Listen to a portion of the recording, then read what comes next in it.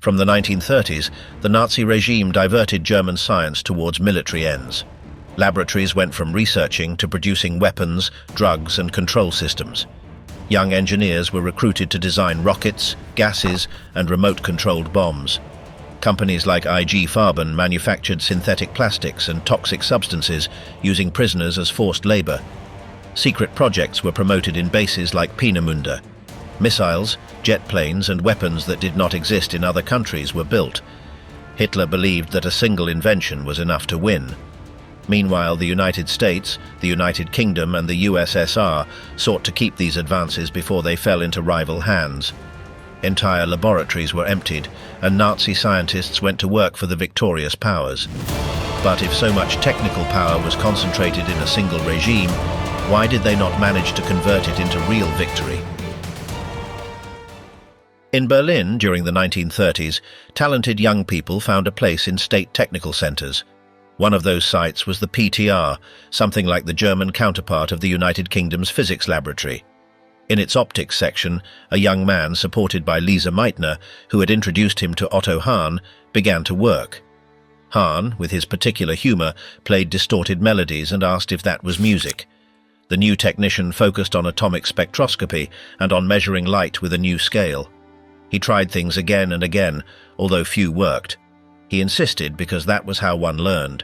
In the cafeteria, they shared space, but the women in charge of calibrating equipment, known as the Fever Girls, almost always remained separate. Although they were close, the treatment remained hierarchical. At the same time, Werner von Braun already stood out in propulsion topics. He had ambition, was sociable, and knew how to connect with figures of power. He had technical training, but also intuited what the regime wanted, weaponry that could transform combat. He did not hesitate to take his proposals to the army, even if that put him under its direct command. For von Braun, rockets were the path to the future, not only in war, but also in exploration. But the urgent thing was to show that they could serve in the coming conflict. That is why he agreed to join the military program that sought to bypass the armament limitations imposed after the First War. The army promoted a long-range missile plan. Tests began in Kummersdorf, south of Berlin, directed by Walter Dornberger.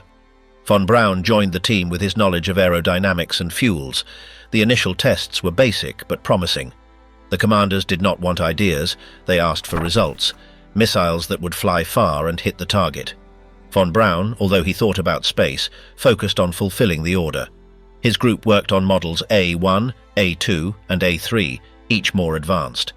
There were failures, but each attempt contributed something new. In 1936, the pressure grew.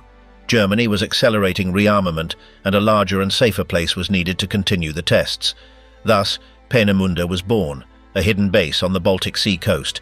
The entire team was sent there, with better facilities, more funds, and the army supervising everything. Peenemünde became the center of the rocket program. There were laboratories, test areas, and technical personnel brought from different parts of the country. Von Braun was in charge of technical development. Dornberger handled the dealings with the commanders. Both knew that it was a priority, and that Hitler saw it as a key gamble. The plan was to build a rocket capable of carrying an explosive charge over 300 kilometers, impossible to stop. That was the model A4, later called V2.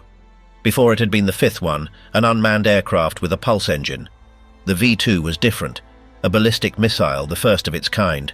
Physics, engineering, and mathematics were used to bring it forward. To mass produce it, a parallel industrial network was needed. They signed agreements with Siemens, Telefunken, and other companies to get parts. IG Farben supplied fuels and materials. Everything required absolute precision. An error in calculations could cost the missile or cause an accident. With the V2 close to entering service, the war was already underway. Hitler set his sights on the project, convinced that it could change the course. He visited Peenemünde and was impressed. He approved more money and asked to accelerate everything. From then on, the SS took command of the project, with Himmler watching every step. But not everything was simple. The V2 needed scarce materials, qualified personnel, and complex technical conditions. Tests continued to fail. Some launches went well, others did not. Von Braun and his group knew that total success was still far off. To move forward, forced labor was used. Prisoners and detainees were sent to underground factories to work in extreme conditions. Many died from exhaustion, accidents, or punishments. Although this came from above, the technical team knew what was happening. Von Braun, when questioned after the war, said he could not change anything. But his constant presence in the factories, his promotions, and his key role showed that he was involved.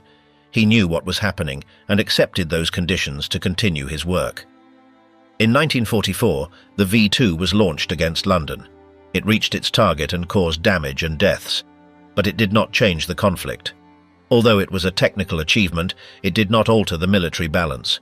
It arrived without warning, but it was imprecise. It could not reverse the situation, only sow fear. Despite that, Hitler maintained his bet. He ordered the continued manufacture of the V2, even if that reduced resources for other areas. Propaganda showed it as an impressive advance, proof of German talent, but in practice it cost more than it achieved. In the end, the Allies captured factories, destroyed Peenemünde, and recovered prototypes. Von Braun fled south with part of his team. They knew that the Americans and Soviets wanted to recruit scientists. Technical knowledge was now the greatest treasure. Von Braun surrendered to the Americans. He was taken to the United States through Operation Paperclip. There he worked for NASA and was a key figure in the space program. His link with the Nazis was hidden for convenience. Research on atomic energy also moved with urgency. From 1939, German scientists formed a secret group called the Uranium Club. They wanted to understand if it was possible to generate a chain reaction using uranium. There were Walter Gerlach, Kurt Diebner, Werner Heisenberg, and others. Diebner, who worked for the Ministry of Armament, was the link with the commanders. Heisenberg explained in a report that if a sufficient quantity of uranium-235 could be isolated, an explosion could be caused. But separating it from common uranium was complicated. In addition, it was necessary to keep the reaction stable and manufacture the material in sufficient volume. Heisenberg pointed out that this would take years, and the country was at war. The plan was to build a reactor prototype. First, they used graphite, but it failed. Then they opted for heavy water, which was obtained at a plant in Norway. In parallel, they studied whether plutonium, an element created inside the reactor, could serve as an explosive. But without a functioning reactor, that path also remained blocked. Meanwhile, in the United States, the Manhattan Project advanced with thousands of people, unlimited funds, and total coordination. In Germany, there was no clear direction, nor firm support. The army, seeing that the result would not arrive soon, stopped prioritizing it. The project passed to another office and lost weight. The scientists continued working with less pressure.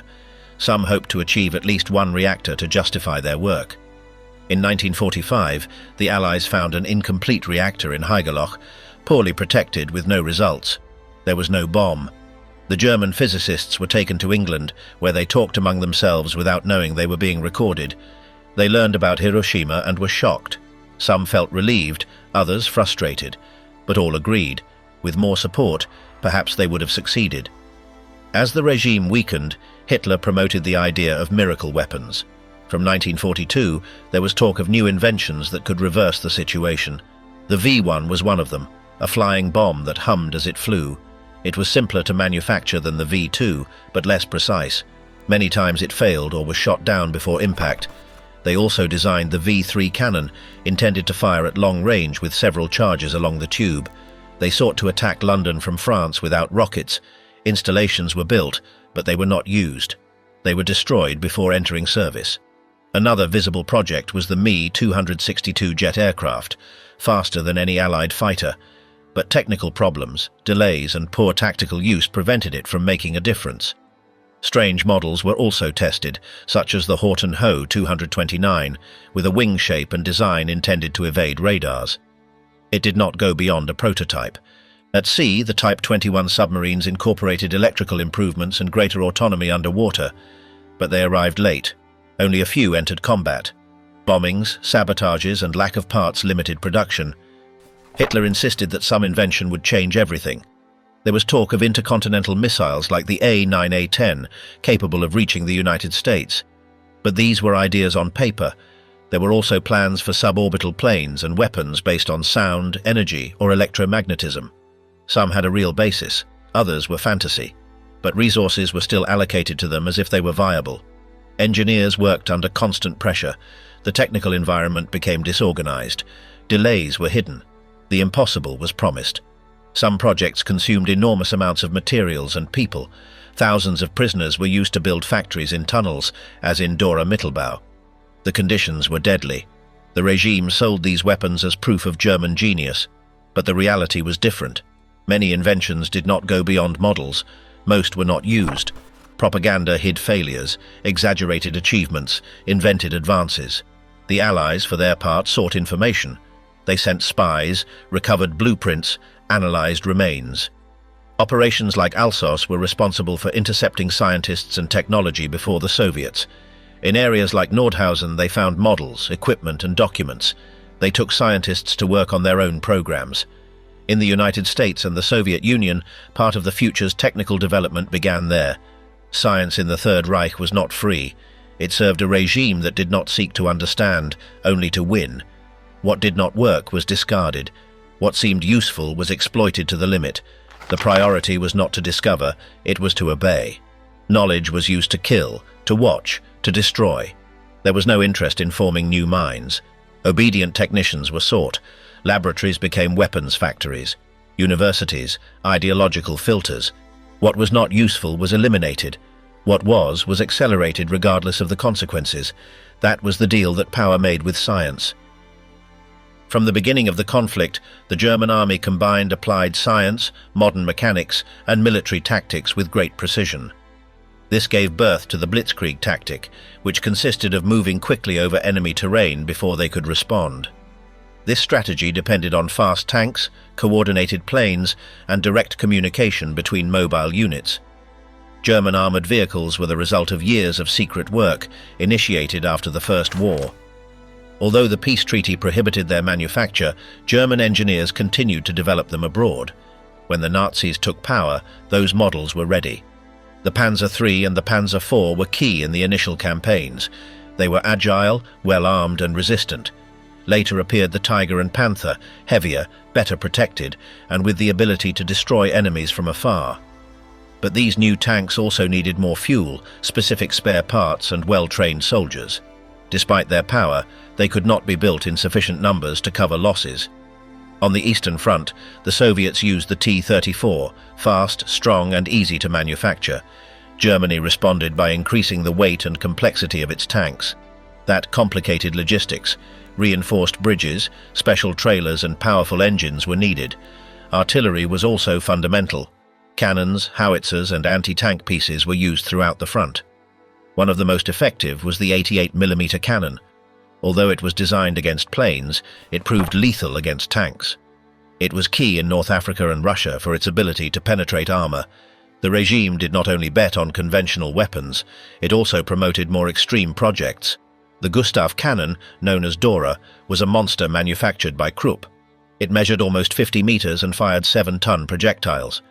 It took weeks to assemble and required thousands of soldiers to move and protect it. It was used in Sevastopol, but its real impact was minimal. It was slow, vulnerable, and costly. At the same time, more advanced personal weapons were developed. Germany introduced the first modern automatic rifle, the Sturmgewehr 44. It combined the power of a machine gun with the precision of a rifle. Its medium-range ammunition and rate of fire made it ideal for close combat. It was the basis for later models like the AK-47, but it arrived late and in few units. Engineers also created mines, grenades, flamethrowers, and other portable equipment. Each design was tested in combat and modified according to the results. But the pace of the war surpassed the capacity for adaptation. Many inventions did not arrive in time or were too expensive to mass produce. In the air, the Luftwaffe deployed fighters and bombers with modern technology. The Messerschmitt Bf 109 was the main fighter in the early years. Then came the Focke-Wulf 190 with more power and maneuverability. Heavy bombers were manufactured, although they did not reach the level of the Allies. Towards the end of the conflict, Germany launched the first operational jet aircraft, the Me-262. It was faster than any Allied aircraft, but it was fragile, difficult to maintain, and needed long runways. Furthermore, it appeared late and in small quantities. It failed to change the Allied air advantage, already consolidated since 1944. All these machines came from a broad industrial network. Companies like Krupp, Messerschmitt and Henschel designed and assembled equipment. Thousands of forced laborers were compelled to work in factories under military control. They suffered exhausting shifts, hunger and punishments. Without this workforce, the military industry would have stopped sooner. The regime also opted for new materials. Lighter metals, synthetic fuels and cooling systems were investigated. Laboratories worked under pressure with very short deadlines. Some advances came to be used, others remained as tests. The lack of resources and the rush limited real innovation. Regarding communication, portable radios, encrypted systems and networks between mobile units were developed. This allowed coordination in the first offensives, but the Allies broke several of those codes, which gave them an advantage in key battles. In the midst of this military effort, a silent war was also being waged, that of codes. Before the conflict began, Germany had already created agencies to intercept enemy messages. There were at least 7 cryptographic offices. Each responded to a different institution, the Army, the Navy, the Foreign Ministry or Aviation. This separation caused competition, duplication of work, and lack of coordination. The most effective was the naval unit known as B-Dienst. From the 1920s, it collected information on the British. In the war, it managed to decipher messages about convoys in the Atlantic. Thanks to that, German submarines attacked with precision. But in other areas, the system was chaotic. Each branch had its own methods and did not share findings. Aviation had its own team and rarely cooperated. Even within the army, several officers tried to solve the same codes without communicating. One of the key devices was the Enigma machine. Although it was used by Germany to protect its messages, they also tried to use its logic to break enemy codes. Enigma worked with rotors that changed each letter when a key was pressed. It generated millions of combinations. If the configuration was known, the text could be deciphered. The problem was that the British used different variants, more difficult to predict. Still, the Germans managed to intercept several Soviet messages at the beginning of the invasion. They even captured Russian equipment. But the Soviets improved their systems, and Germany could not keep up. They never managed to break the diplomatic codes of the United States, which left them at a disadvantage. In 1941, B-Dienst managed to break a British system used to coordinate ship routes. Thanks to that, German submarines sank hundreds of vessels. But that advantage did not last. Instead of centralizing that information, the offices continued to work separately. Meanwhile, the British advanced from Bletchley Park. Alan Turing and his team broke the naval version of Enigma. Thus, they anticipated the movements of the German Navy. The Nazis, confident, did not change their protocols frequently. They thought Enigma was invulnerable. That overconfidence helped the Allies. On land, the German army used trucks with antennas to follow Allied troops. They picked up signals and tried to decipher them on the spot. Sometimes it worked, sometimes it did not. The Allies changed frequencies often and used encrypted English, which complicated the task. Personnel training was also a problem. Many operators were trained quickly, without a common line. Each institution gave its course. Sometimes experts ended up in offices, and novices went to the front. This reduced the quality of the work. Furthermore, enemy technology was underestimated. While the British used statistics and automatic machines, Germany continued with traditional methods. Although they had good personnel, the lack of technical innovation held them back. When massive bombings arrived, German decryptors could not foresee the attacks. The cities were left defenseless. There was a lack of central structure, investment and vision. Unlike the Allies, Germany failed to convert intelligence into tactical superiority. Their own messages were read without their knowledge. In the last months of the war, as Allied troops took cities, another operation began, capturing scientists, blueprints and technology before the Soviets did. The United States, the United Kingdom and the USSR knew that the Reich's value was not only in its factories, but also in its inventors and archives. The Americans launched Operation Alsos. Scientific officers advanced behind the front, searched buildings, interrogated technicians, and emptied laboratories. They sought everything useful, from nuclear data to rocket designs. The United Kingdom did the same. They had lists of names, companies, and universities. When a city fell, British technicians checked it. Some scientists preferred to surrender to them rather than to the Soviets. The USSR also acted. When they took Berlin, they sent special units to search for equipment and personnel. They dismantled factories and took machines by train to the east. The United States, for its part, activated Operation Paperclip. Although it began as an evaluation of enemy technicians, it became a recruitment network. Those who were useful had their records cleared, were taken out of the country, and given jobs. The most known case was that of von Braun. Despite having worked for the SS and developed the V2, he was taken to the United States. He collaborated with the Army and then with NASA. Doctors, chemists, radar experts, and aviation experts were also taken. Many entered private laboratories or were integrated into the Air Force. Their backgrounds were edited so they could stay. The goal was to get ahead of the Soviets. The United Kingdom also recruited German technicians, some for only weeks, others for longer. In the Soviet zone, scientists were taken to Moscow. They worked under surveillance and could not leave. Many later Russian developments were based on that captured knowledge. Besides, people, libraries, archives, and technical museums were emptied. Plans, samples, and prototypes were taken. Universities lost entire collections. Companies like Siemens or IG Farben were dismantled. Documents revealed studies on chemical weapons, fuels, radars, and more. Although they had not won the war, their ideas were still useful. In the West, these discoveries were used by universities, industries, and the military.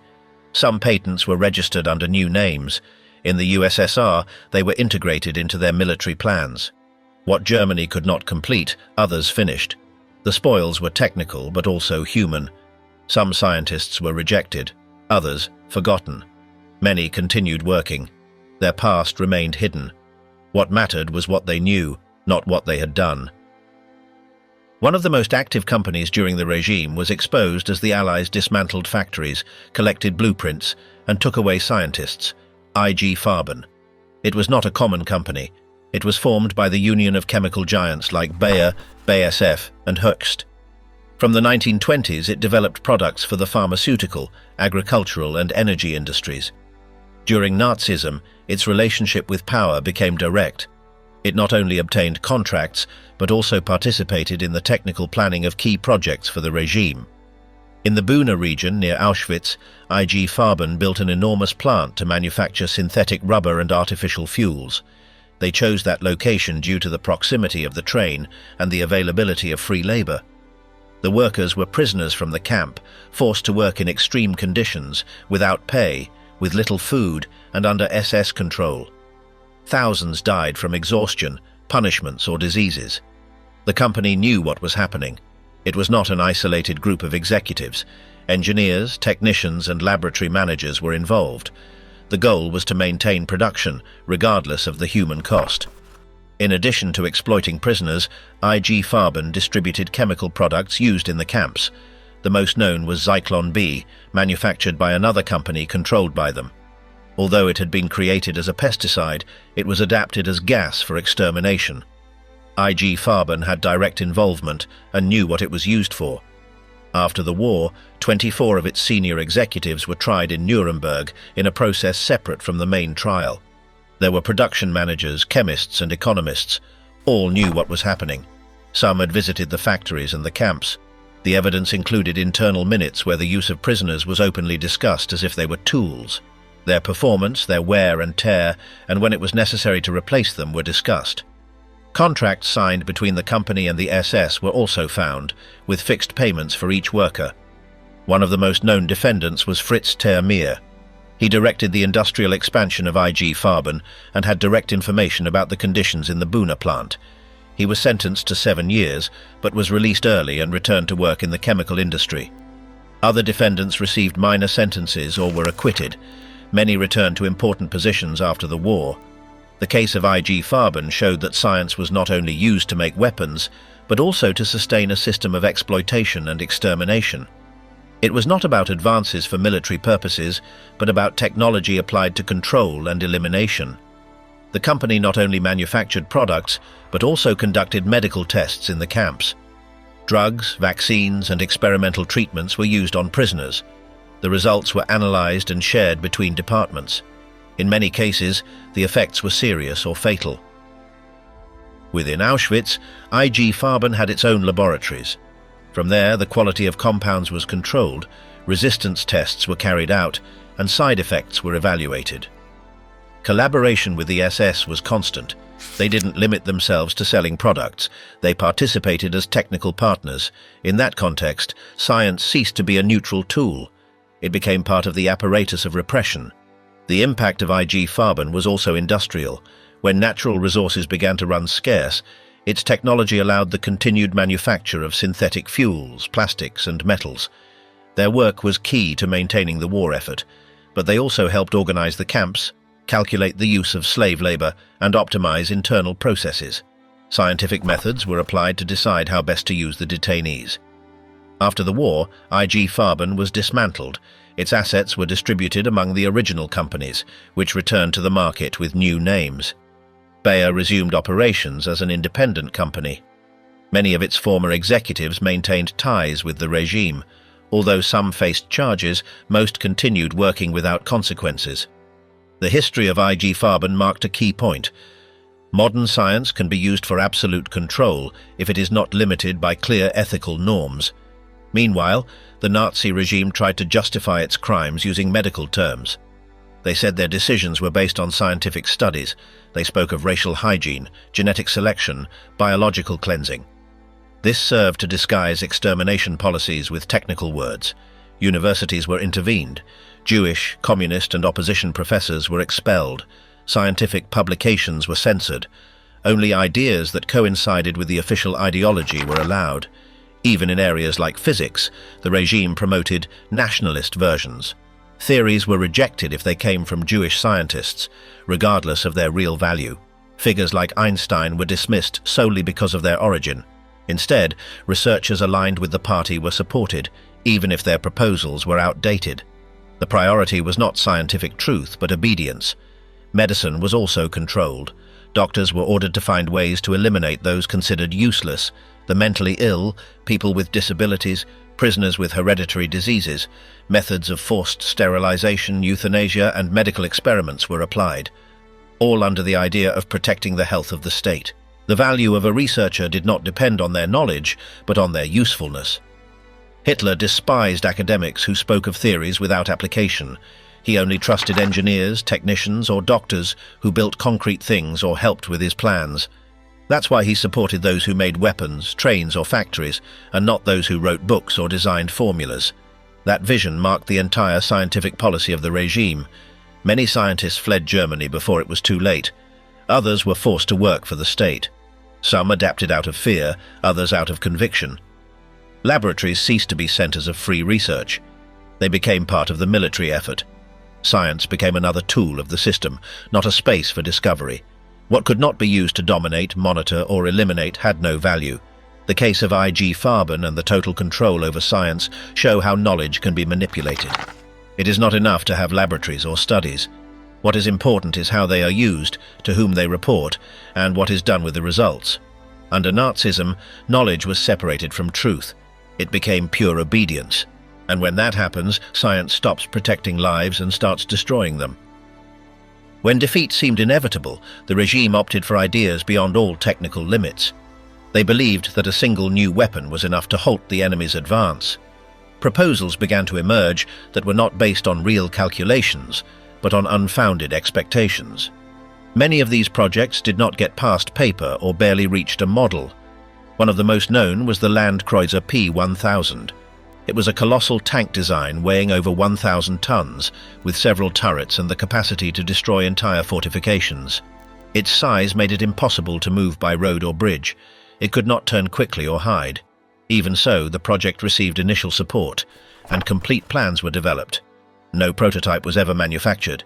The idea was discarded due to lack of resources and its tactical uselessness. Another concept was the Silbervogel, a glider-shaped aircraft that was supposed to reach partial orbit, cross the ocean, and attack enemy cities from space. The design included a special launch pad and a thermal shield to withstand re-entry. Although theoretical calculations were made, there was not enough technology to achieve it. The proposed engine did not yet exist, and the system's precision was very low. It was shelved before going into production. There was also talk of a solar weapon. Some engineers imagined a giant mirror placed in a space station, capable of concentrating sunlight to burn areas of the planet. It was an idea inspired by previous schemes, but technically unfeasible. There was no way to launch such large structures into space or control them with precision. No real components were ever designed. Only drawings and presentations remained, seeking to impress the command. Another example was the wind cannon. It was a giant tube that used explosions to generate a pressure wave capable of damaging distant targets. Limited tests were carried out, but the result was weak.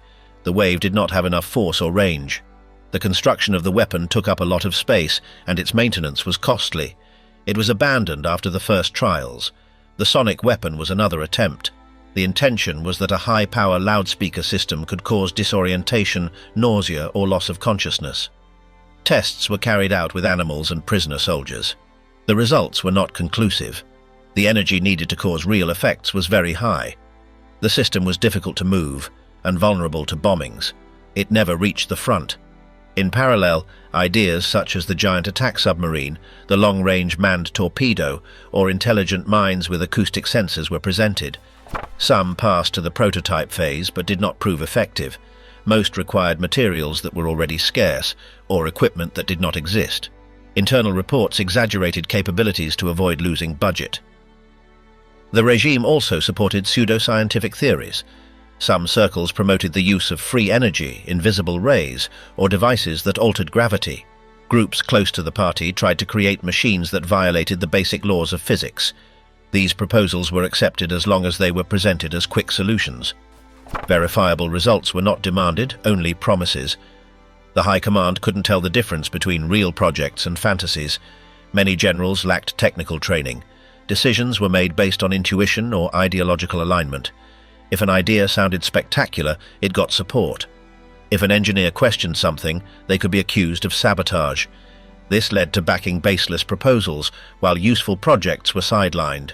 Pressure on scientists grew. Some inventors lied in reports to avoid punishment. Others made fake models to simulate progress. Theatrical presentations were organized to show off weapons that didn't work. Everything was approved without real testing. Time and resources were wasted.